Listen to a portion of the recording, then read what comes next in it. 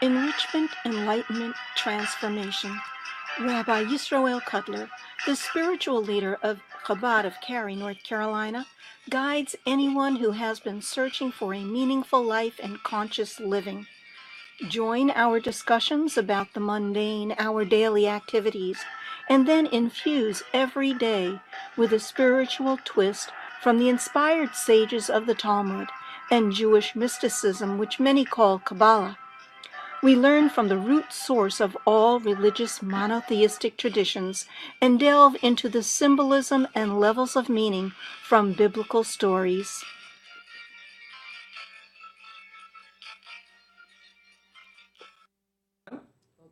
Boker Tov to those that are here in Cary, North Carolina, as well as anyone who is tuning in anywhere in the world. Thank you for joining us. A special thanks to Nissan Communications for hosting the program. Today is July 12th, on the 7th day of the month of Tammuz. We're going to change from our regular weekly Torah portion and do Ethics of Our Fathers today. And I've mentioned how each of the summer weeks we study one of the chapters in Ethics of Our Father. It's on page 282 here in the Siddur. These are ethical teachings. And Debbie, I had you in mind today because I know how much you love Pirkei Avot. So I decided to do some Pirkei Avot together, Ethics of Our Fathers today, Debbie, because I know that's your book. That's your book. So we're going to study from it. And typically people study this work between Passover and Shavuot. However, many people continue doing it throughout the entire summer, and that's what Chabad does. There are 6 chapters, and we keep on rotating. So we just did chapter 4, and that's what we're going to study together. It's on page 282. It's just good to know that Ethics of Our Fathers is one of the 63 tractates. Okay? It's part of the oral tradition. There's 63 different tractates. And what makes it different than all the other tractates is that instead of having laws, it has ethics, ethical teachings. And it has all the one-liners from all of our sages, and it has a lot of wisdom, And sometimes people read it too simplistically. Good to see you. Welcome. Often people read Ethics of Our Fathers too simplistically, and they don't realize the tremendous depth that is inside of it. So we're going to skip around a little bit today. Let's begin. Judy, why don't you begin? Chapter 4, Ethics of Our Fathers, page 282 in the blue books. And I brought out some commentary as well on the paper. And we're going to have to share. I'm sorry. Ah, fantastic. And please, if you walked in late, please take food. It's here for eating purposes. Okay, Judy, why don't you begin? Before beginning the chapter, You don't have to say that little, but you can just start from the 1. Then Zoma said, "Who is wise? He who learns from every person, as it is stated. From all those who have taught me, I have gained wisdom. Indeed, your testimonies are my conversation. Who is strong? He who subdues his evil inclinations, as it is stated. He who is slow to anger is better than the strong man, and he who masters his passions is better than one who conquers a city. Who is rich? He who is happy with his lot, as it is said, when you eat of the labor of your hands, happy are you, and it shall be well with you. Happy are you in this world, and it shall be well with you in the world to come. Who is honored? He who honors others. As it is stated, indeed, those who honor me, I will honor, and those who despise me shall be degraded." Okay, so this is the opening teaching of the 4th chapter. And what Ben Zoma does is redefine 4 character traits. What does he redefine?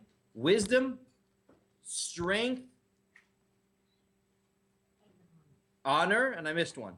Wisdom, strength, honor, and wealth. Wealth. Rich. Those are the 4 different things that he redefined. So if you ask someone on the street to define each one of these 4, they would say wisdom is how much information you know.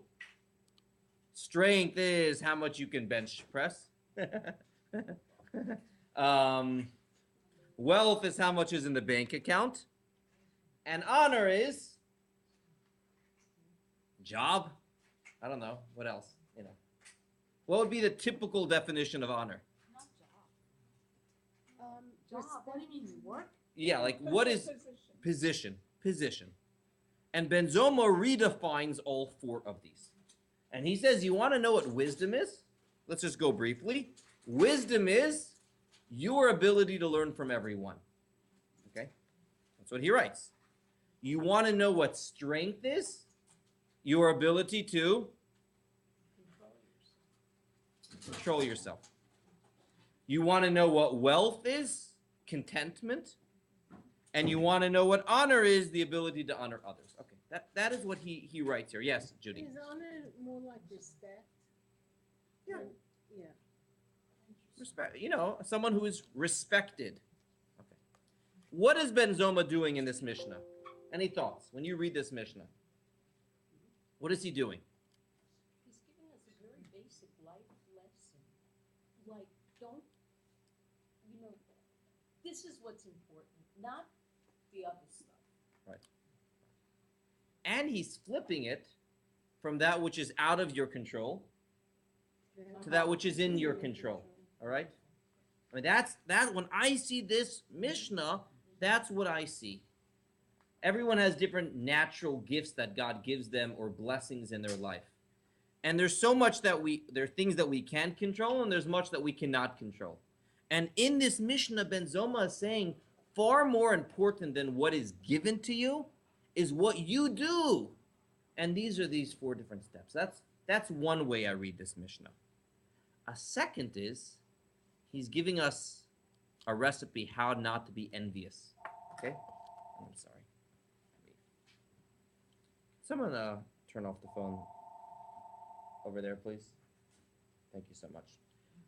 What do I mean by that? How is this Mishnah a recipe how not to be envious? We are streaming. We absolutely are. Debbie, how do you think this Mishnah is a recipe not to be envious? Be satisfied with your lot, so you're not looking at everybody else. You're not comparing. And I definitely, when it comes to the richness, you're not comparing. But I think either the other 4 as well. When you see someone who is very wise, you have 2 choices. One is, I wish I was like that, right? And what's Ben Zoma doing? And when you see someone that is wise, instead of being envious, what should you do? Learn from them. That's what he's learn from her, learn from him. When you see someone who is strong, tell yourself, you know what, at the end of the day, that kind of strength isn't what's most important. What's the real definition of strength? Inner strength. Inner, right? Correct. The ability to always be in control of yourself. What is the word in Hebrew for strength? Usually it's koach. In this, it's gevura over here. This word is gevura. And it's interesting how on one hand, gevura means strong. We also know gevura means to withhold. Like chesed is giving, and gevura is holding back. So why would the word in Hebrew for strength be the word for holding back? You see? Controlling yourself. The ability to not say that insult. The ability to not be offended. The ability to not let your anger out. That's what gibor means. It's so powerful. And then he writes, what is the definition of richness? And if anyone is coming this Sunday to the gratitude seminar, we'll speak about this a lot more over there. And, studies prove this idea totally. It's a state of being. Richness is a state of being that I feel blessed with what I have. And that's enough for me right now. And it doesn't mean that I'm not striving for more. You can. But that's not an impediment to happiness. And someone else can be sitting on a far larger bank account, but they're never happy. They're never satisfied. It's incredible. It's we think today about the generation we live in, where we are blessed today, and we'll speak about this more Sunday, with blessings, physical blessings that our ancestors would have only dreamed of, and yet people are unhappy, right? If you define richness as not necessarily Correct. materialism, Correct. what you give to others are good deeds of kindness, Absolutely. you are rich and blessed. I'm sorry. Exactly. Right, richness. I mean, and I think that is, in a sense, what Ben Zoma is saying here. It's satisfaction in other areas of your life. That the determining factor of your happiness is not, you don't take pride, right? Not materialism. There's so much written about being happy that people are searching their whole life to be happy, Yeah. and they never find happiness. Correct. It's because it's something that you're not striving for, it's something that you are. Correct. We don't try to be happy. We try to live good lives. We try to live productive lives. I've mentioned on other occasions that on Rosh Hashanah, you've heard that before from me before, we don't wish people Happy New Year's. We ask people, we wish people they should have a year of goodness, Shana Tova. Because we believe that by having a good year, guess what? You will be happy if you're striving, you're trying, you're thinking, how can I be happy? So that is the fourth piece here when it comes to the richness. And finally, when it comes to honor, if you're searching for honor, it will run away from you. You're a mensch and you treat other people with respect, Ben Zoma says, guess what? You'll see it come around to you as well. Let's do some of the, It yes. says, those who scorn me shall be demeaned. It doesn't mean that I should demean them, Mm. right? So they shall be demeaned, is that, how's that interpreted? Because if they honor me, Right. I honor them, but if they scorn me, I don't do what they The shall. do. world. It sounds almost like that's the natural Right. pattern in But the It world. sounds like you shouldn't do that. If someone doesn't honor you, you shouldn't get back to them by demeaning them. Yeah. I don't think God is instructing, this verse is not instructing us to demean them. Right. It's more of the pattern of the world. That is the nature It's like of karma. things. Correct. Absolutely. Absolutely. Somebody else will be doing it. So let's go through some of the classic commentaries over here. What are Yes. What are is it three evils in the world? It's greed. What are the things? Three things that drive someone away from. It's also an ethics of our fathers.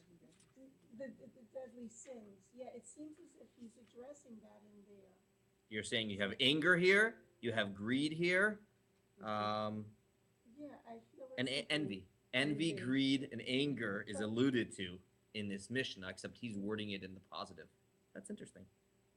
That's interesting. So he's touching on I love this Mishnah because it just helps redefine, and I love when things are shifted from something out of your control to something that is in your control. So let's go through some of the commentators over here. Debbie, why don't you begin with Rabbeinu Yonah on the little handout? Where are we? At the Yeah. Rabbeinu Yonah. Yeah. When a person inquires wisdom of everyone, it indicates that he or she has a love of knowledge. His thirst will take him to every person and every place. It will not be quenched until he has drunk his fill. Such a person may be considered wise even before he has studied, since his desire will soon lead him on the direct path towards scholarship. So he's saying it's less about how much you know versus how open are you. One who is open, and you meet people like this, they're always asking questions. They're not talking, they're listening, and they're asking questions, and they meet an expert on this, they want to find out about it. And that's who is wise, one who is always open for If you for learning. ask any teacher, the whole concept of learning is based on readiness. beautiful. Readiness and willingness. So until you are at a position, a place that you can absorb the information, you're never going to learn. Correct. And that's the biggest challenge, especially when it comes to something like Torah. how do you make somebody open, right? How do you make someone open that they are searching? And this is what it is. Someone wise, they're open. They are a vessel that is open, waiting to receive information. All right. So how do you vesselize? Yes. Well, I think what you have to do is find the thing that Correct. excites them, and then once they're excited about it, lead them down a path. Right. There's got to be something that moves someone, and you use that as the catch, right? As the catch to, and you find those things that are certain issues are relevant to people, right? It makes a difference to their life, and you use that as a launching pad. Yes. I'm guess I'm befuddled by inquire with wisdom. When a person inquires wisdom of everyone. I would think that's just another phrasing for I'm asking you for your thoughts, or I'm paying attention to. Yeah. To other Again, it's being open. I think I'm a talkative person. I am. And I watch others that, the skill of always listening more than you speak in every relationship is very, very important. Listening and inquiring. And, when you're in an interview, you're meeting someone new, how much are you telling and how much are you asking? How does one leave a conversation knowing more? Not by saying, you already knew that beforehand, by asking. So I think that would be the key here on what Rabbeinu Yonah is saying, inquiring. It doesn't mean that every person you meet, you start interviewing them. That's it. That's probably an issue of Yeah. It's probably doresh. Just talking about Doresh is probably the word. yeah. So that's What do you think about that? I don't know. Is that really acceptable today? It should. expound. What's going on in the world? But I think he also means in particular when someone is, everyone has those areas that they're more knowledgeable in, and we're trying to learn from everyone. And then we have another commentary. I just want to do this briefly. I'll just paraphrase it. But when it comes to Torah in particular, Torah is not just the information, but Torah is information applied. So when Ben Zoma was giving this teaching, he was talking to other scholars. And he says the only way to really be wise in Torah is to be speaking to all sorts of people with all sorts of experiences. Because that is the way you will see Torah in the real world. So that is another commentary. You cannot really understand Torah if you do not see the way everyone expresses it. Now let's have a little more mystical interpretation on the control of yourself. Pam, why don't you read that? The mystics. Mystics explain that every soul of us is operated by two forces, the animal soul and the divine soul. The animal soul is the source of our ego and encourages hedonism, aggression, laziness, and emptiness. The divine soul is the source of moral reasoning and spiritual consciousness. It inspires an awareness of a higher purpose and gives us the ability to think rationally and objectively, making decisions for ethical behavior and appropriate responses to everyday experiences. Keep on reading. This is where the challenge of self-control lies. The animalistic force is quick, it is emotional and instinctive, and prompt a very swift response. The divine soul is intellectual. It needs time to cognitively process the appropriate and moral response. So when we are insulted or provoked or presented with temptations and ethical dilemmas, the immediate response will be the feelings generated by the instincts and explosive emotions of the animal soul. We are tempted to get angry or do the wrong thing before we give the moral reason a chance. Self-control, therefore, needs the incredible strength of restraint. It requires holding back for just a few seconds between the things that happen to us and our response, creating a little space to think and process the point of view of the divine voice. It is what Stephen Covey calls the pause button between the stimulus and the response. Beautiful. God made it not fair. Why is it that the instant response is that from our animal soul? God didn't make it that way. That's the Yetzer Hara. Yeah, but Hashem created a world in this manner. If Hashem wanted to, God could have made it that the natural response of all of us would be the godly soul. Hashem made it that the godly soul is our core, And the animal soul is sort of around it. It is the shell around it, and it is what is easiest to come to us. Right. Unless one is a tzaddik or a tzaddikis, an exceedingly righteous man or woman, for them, they get to the point almost that the biological soul is the godly soul, right? But for most regular folks, I can only speak for myself, the knee-jerk reaction is going to be the animal soul, right? For most people. It is done that way so that we take time, effort to learn to study and to conquer that animalistic. Because if it was the other way around, it'll be paradise, right? Exactly, yeah. And that would be no freedom of choice. And so often the freedom of choice is not only between, bad and good, but it's between immediate and delay. And that's what he's saying. That's the power of control. Sometimes all it takes is a few seconds, and now your neshama is in control. Now you're animal. Think of it as a test. Every time you want to, oh, it's a test. No, I'm being tested, But so much of Yiddishkeit, Judaism, is that pause button, whether it's saying a bracha on food that helps you think before you dive in, or countless examples of that. So that is why that's the second piece of this teaching, the inner strength. Here are just a few quotes from about the nature of greed or the nature of always needing more. Okay. Any other final thoughts on this Mishnah, on this teaching before we go to number 2? Questions, comments, reflections? It's a very famous one. Okay. Let's go from the online community. Nothing is going on. The only thing is that Anne is saying she's sorry she couldn't come in. She's preparing for a court hearing. Okay. And it is good that you are listening live. All right. Let us now go to the second Mishnah. Where are we up to in the reading? Yeah. Ben Azai said, run to perform even an easy mitzvah and flee from transgression. For one mitzvah brings about another, and one transgression brings about another. For the reward of a mitzvah is a mitzvah, and the recompense of a transgression is a transgression. Okay. What's interesting about these two people, by the way, is you notice anything interesting about their names? What is their first name? All it tells us is who their dad was. It doesn't tell us what their first. Usually it's Rabbi Shimon ben whatever it is, And it's interesting how when it comes to Ben Zoma and Ben Azai, it's the only ones really in the book. If you keep on going, each other one is Rabbi said this, Rabbi that. So like Ben Azai passed away very, very young. I believe he did not get rabbinical ordination. That might be the reason why no rabbi.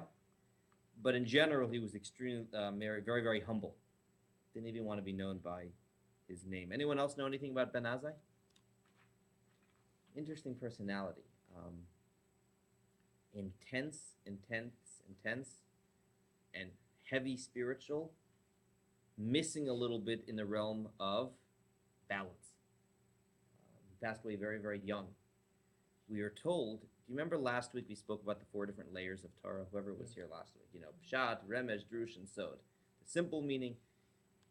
So the Talmud gives a very odd statement, and it says there were 4 sages who ventured and delved into all 4. And 3 of the 4 had something very negative happen to them. In other words, they went so deep, they entered some sort of spiritual dimension, reality. You've heard of the 4 before? Yeah. And it says 3 of the 4 lost it in some capacity. The only one that did not, I don't remember the name, is Rabbi Akiva. It says he nichnas b'shalom, yatsa b'shalom. He went in peace and out with peace. But the other 3 had something negative happen. It says Ben Azai expired. And what that means was he reached such a place where his soul, like an ecstasy kind of thing, his soul literally expired. Think of being in a spiritual experience, almost not very different than the biblical story of Aaron's 2 sons, except in their story, they actually marched into the Holy of Holies and whatnot. But Ben Azai would be, think of someone who was contemplating about spirituality in such a dimension that what is their soul? Their soul is frustrated with the physical world and just has a spiritual overdose. If such such a word can make sense, because we know that a person is compared to a candle. People are always flickering, right? We're moody. One day we're this, one day we're that. A marble statue will have a smile for 500 years. It will never move. It will be the same every single day. We are not like that. We are moody. So we're because we have a neshama, and it says the neshama is always going upwards. And in someone like Ben Azai, it's one of the people in history who literally expired and left the world. He passed away very young. It also says about Ben Azai, he tried getting married and couldn't get married. Yeah, so he was not, again, this was someone who, it's not the ideal, but a very, very spiritual person. When he passed away, I don't know. He married Rabbi Akiva's daughter, but they didn't really live together. He couldn't do it. He couldn't live a regular life. Yeah, it's an interesting personality, Ben Azai. Very, very intense, spiritual. Not the model for how we live. Nonetheless, his teachings are studied. In any event, what did Ben Azai say? What happened to Rabbi Akiva's daughter? Poor, I know. We always, poor girl. Yeah. Because she got married and he couldn't, did she remarry afterwards? Yeah, they got divorced, so I don't know. I would need to. If anyone is listening and wants to research that, that's a good question. Rabbi, what time frame was this? Good question. Good. I'm happy you mentioned that. Rabbi Akiva lived just after the destruction of the Second Temple. The Second Temple was destroyed in 70 of the Common Era. So let's say this is 100 of the Common Era or 150 of the Common Era. We're talking 1,800 years ago. First century. So it's long ago, but not that long ago.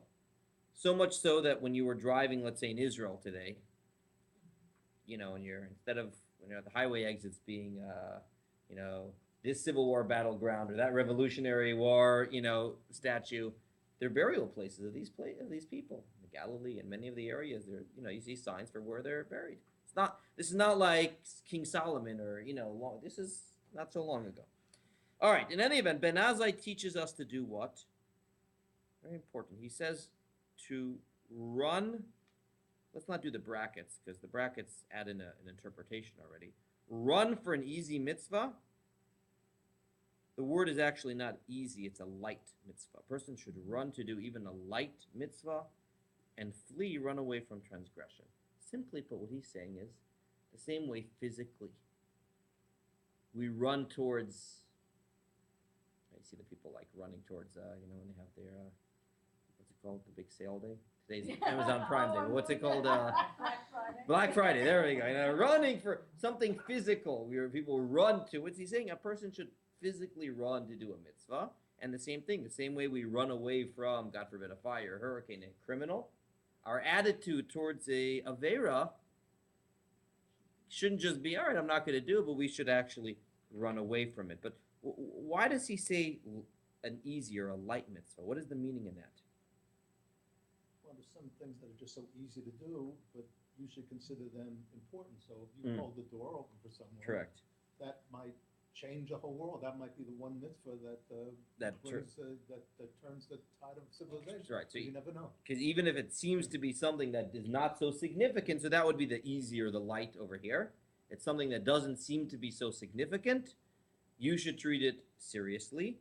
And I think that might be the next idea, a very beautiful quote, mitzvah goreret mitzvah, avera goreret avera. A mitzvah, what's the literal, Steffi? The gar in Causes? Israel now is the towing company that comes. Tow it, pull it. Good, that's the literal, so one mitzvah drags another mitzvah, and one avera, one transgression, drags another one. What is the meaning of that line, mitzvah goreret mitzvah? There are many ways that's understood. How do you understand it? Well, don't only do the ones that come your way. Search them out. But what does it mean when it says one mitzvah drags about another mitzvah? Mitzvah is easy. Or is it Yeah, right? I think that when you're in a habit of looking for a mitzvah, they fall. And- So when you, You do one and then another one appears. Right. Right. I think it's more than that. You do one and the person you did it to is more likely to do a mitzvah okay, also. that all? Oh, so that's good as well. So these are two different ideas that were mentioned, and I want to mention both. I'll begin with yours. The same way, God forbid, there can be an explosion which leads to another explosion, right? Even when it's out of your control, it brings about other things. The same thing is true with the mitzvahs that we do in this world. When we do a mitzvah in the world, it has a chain effect. It's on your attitudes. Absolutely. And Absolutely. also you feel good, so when you feel good, That- you want to continue. Right. So that already goes back to, see, these are two different ideas. One is that once you feel good about doing a mitzvah, you want to do another one. But a separate idea is goodness will then lead to another one. I mentioned a story that happened on Shabbat. Remember, I'm not going to say the story again, but someone does this random act of kindness to you that then, to most people, makes them want to do something similar. Unfortunately, the same thing is true in a negative. When not good things make someone feel down, and then that person is frustrated, and then they are upset, and then it creates a lot of negativity in the world. So certainly one way of looking at this is a mitzvah leads to another mitzvah, even out of your control. So much so that even after someone passes away, it says many of the mitzvahs that they may have done in this world continue to bear fruit. Beautiful teaching. It's like you planted a seed, and afterwards you will get credit, your neshama above, for the good that you started. Unfortunately, the flip side is also here when it comes, as well. So that is one meaning. But the other mitzvah, the other meaning, as you mentioned, Brian, is when we accustom ourselves, we lay down good patterns, we do mitzvahs. Kabbalah goes a little bit further, and when God sees that you are a good shliach, you are a good emissary, you are a good ambassador, it's like, you know what? This is someone who I want to give opportunities to do mitzvahs because they take advantage of them. They take advantage of them. That would be a second way of reading it. A third way of reading it is that when we do a mitzvah, we spoke earlier about having these two forces inside of us, a godly soul and an animal soul. Every time we do a mitzvah, we are now living with our neshama. We are living with the ideal part of ourselves. Okay? That is now more conscious. We've strengthened our godly soul, and we've weakened our animal soul. So it shouldn't be surprising that we can go on a lucky streak and do other mitzvahs afterwards, because we are living from a higher place. When the Rebbe started his mitzvah campaign of doing, you remember the mitzvah things in New York, or getting people to light Shabbat candles one time, or do this, and many people asked, what is the benefit of doing a mitzvah one time if they will never do it again? And this was a lot of criticism the Rebbe had right when he came. So first of all, the Rebbe said, every mitzvah is its own beautiful thing. So even if the person will never light Shabbat candles again, or never give charity again, God forbid, or never put on tefillin again, number one is, just this was something good. But second of all, the Rebbe said, odds are, if they do it once, they've broken, they'll get in the pattern of doing mitzvot, and they'll start living from a better place inside of them. Unfortunately, the flip side is also true. When a person does something wrong and they start living from a darker place inside of them, it's easy. And it's much harder to break the streak, Practically, someone, God forbid, does something wrong, then afterwards they lie about it. After they lie about it, then they have to, think of just ask, someone like Bernie Madoff, whether Avera Guerrero is Avera, You can ask him, he's right here. He's right here, I know. But it is, and I've never asked him this question. Maybe Lev has, I don't know. My brother visits Butner. So I doubt he ever sat down and, let me tell you, how did it all begin? You wonder. You wonder whether or not it was from the beginning this greed, or, and I don't know, or he made a blunder, and rather than owning up to it right away, he created another ditch and another ditch. I don't know. I don't know the answer. Anyone be curious to find out? But that is the concept of Avera Gareret Avera and Mitzvah Gareret Mitzvah. It's much easier to lay down a good pattern than to break up a streak. I heard it once said about the concept of freedom of choice. When we talk about having freedom of choice, which is an important belief in Judaism, that we're in the driver's seat, where we make decisions. I heard it once said that for every person, there's a certain area, a certain arena in which they have the most freedom of choice. Let's say, I would never do this kind of thing, right? But this kind of thing, I'm tempted a little bit by. And this is an arena where I have a freedom of choice. Well, depending on what I do next time, if I do this a few times and I make the mistake, guess what? That'll become the new norm. And now the freedom of choice level will be on something even lower. While when I am constantly making the right decisions, that becomes the new norm, and my challenges will be good versus better. Now, this is oversimplification because even great people can make horrendous mistakes. It's an oversimplification, but again, it's the idea of mitzvah gereret mitzvah. And he finishes with the reward. And you learn from others' mistakes, so you learn from everyone. Yeah. It goes back to the who's Absolutely. Also, the greater the person, the greater the temptation. That is true as well. So that is what, yeah, Challenges. absolutely. I'm focusing on flee from transgression. Okay. That's basically saying if you hang around with people that are doing bad things, you're more tempted to do bad Absolutely. things. So it's not just saying, I won't do drugs, it's don't hang out with people who are. Good. Very, very good. The same way you would not hang out, God forbid, next to fire. Physically, you flee from it. Exactly. The place we live, very good, is important. We need to create boundaries and be living in a good atmosphere. And finally, the last couple words, the reward of a mitzvah is a mitzvah. And what that means, let's do this Midrash Shmuel over here. Where are we up to in the text? Janice. Oh, I'm sorry. Midrash is fine. The one above the Midrash Shmuel, yeah. Oh, okay. The Hasidic masters explain this to mean that the truest reward of a mitzvah, a reward that surpasses by far all the other returns that a mitzvah garners, is the mitzvah itself. Meaning every mitzvah has two components. There's the utilitarian benefit we see in the world, and then there's the fact that I did what is right. My soul plugged into the infinite.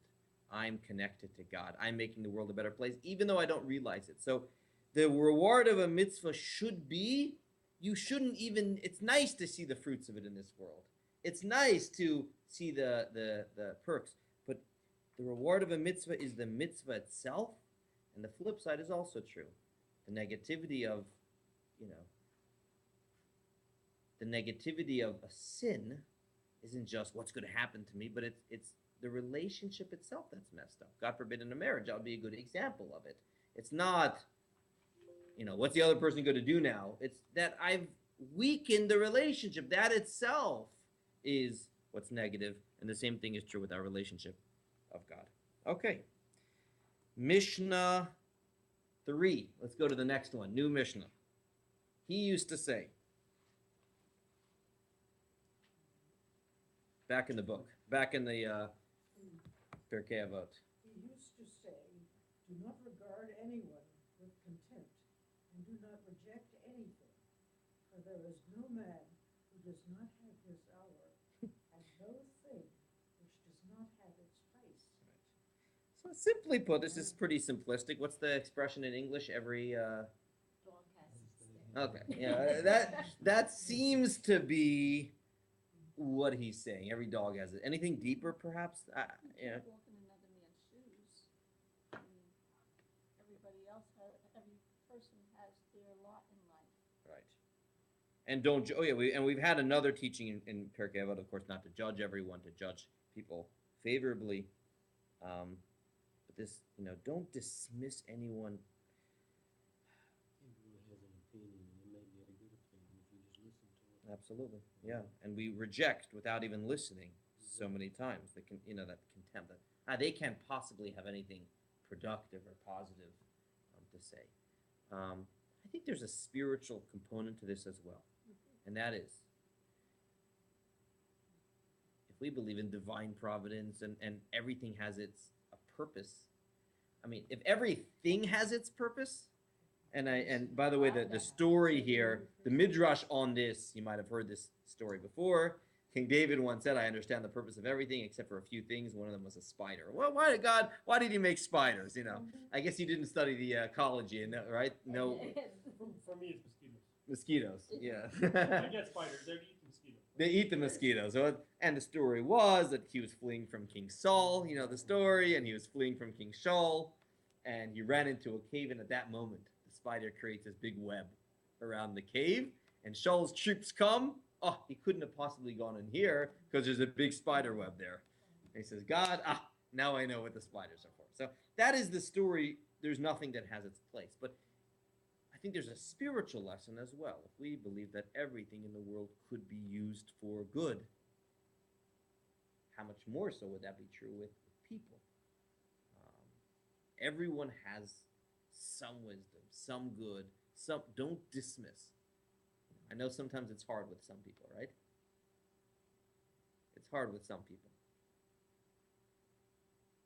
We have to stop. We have to, and this is not saying we condone or we justify bad behavior, not at all. But we don't dismiss people entirely. Just because of the negativity, we still listen, as you said, Dennis. We still listen. There's still what to gain. There's still a time in life that it might come around. I've said this story before that there was a certain politician, I think it was in North Carolina. What was the Senate? There we go. Remember the Jesse Helms story? Yes, there we go. And there was some Chabad institution that honored him at some event. And I guess some of his views were not very, won't go political, not very popular. And someone complained to the Rebbe, how could this Chabad institution honor him in such a capacity? The Rebbe said, wait, it's all right. You know, every person has some truth. Don't give up on the guy. That was it. And later in life, you may not agree with all his decisions, he became a strong supporter of Israel in some.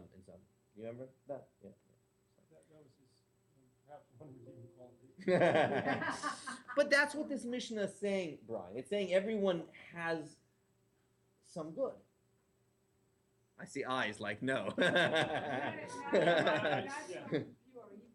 Okay.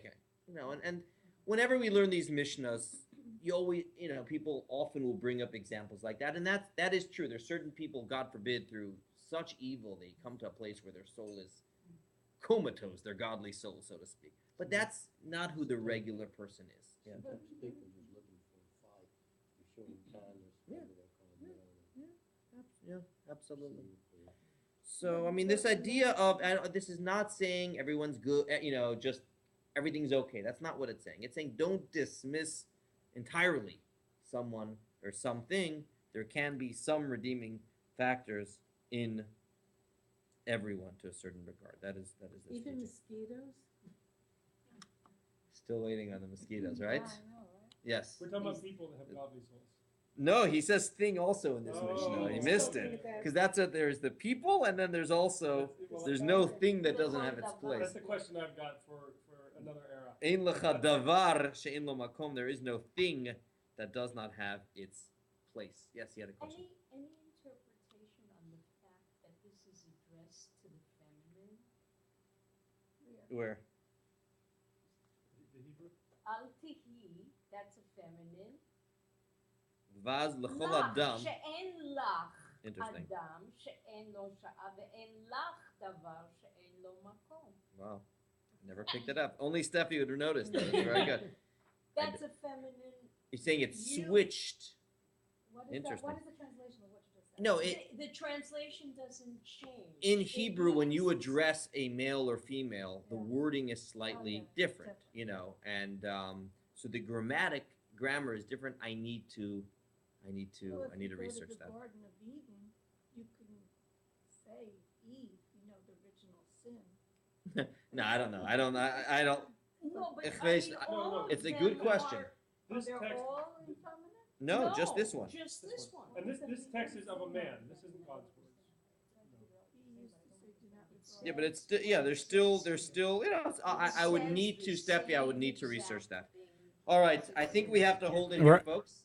Rabbi, Any questions? Yes. Rabbi, on the same direction, that means that women don't have to abide by the 10 Commandments because it's all addressing a male. No. The Torah addresses everyone. Okay, let's hold it over here. But this was just a sampling, everyone. A sampling of Pirkei Avot. And Pirkei Avot, just for those that have not studied, it's one of the easiest parts of Torah to understand and appreciate. Sometimes it takes a class like this to get its depth. This was just 3 Mishnahs, So there's 2 different ways of studying Pirkei Avot. One is in depth, and there are people that will spend an hour on one teaching, and then you can just cover the whole chapter. And this was, I guess, a combination of a good in between, a combination of both. There's a lot more I wanted to do, but I guess we will hold it over here. God willing, next time go back to our regular Parsha discussion. All right, thank you for anyone that was tuning in online. Thank you so much for joining us. And again, thank you to Nissan Communications for making the live stream possible. We will, God willing, be back here next week. Past shows are archived. Every past show is archived. You can download either the video or the audio. Go to nissancommunications.com on demand. Rabbi, when you're done, Yes. go over to the show page. You know how to get there? Yes. And there's a message from Anne, but I don't think I should read it on the air. Actually, once we end, don't hang up. Okay. Ah. Yes. Why is this?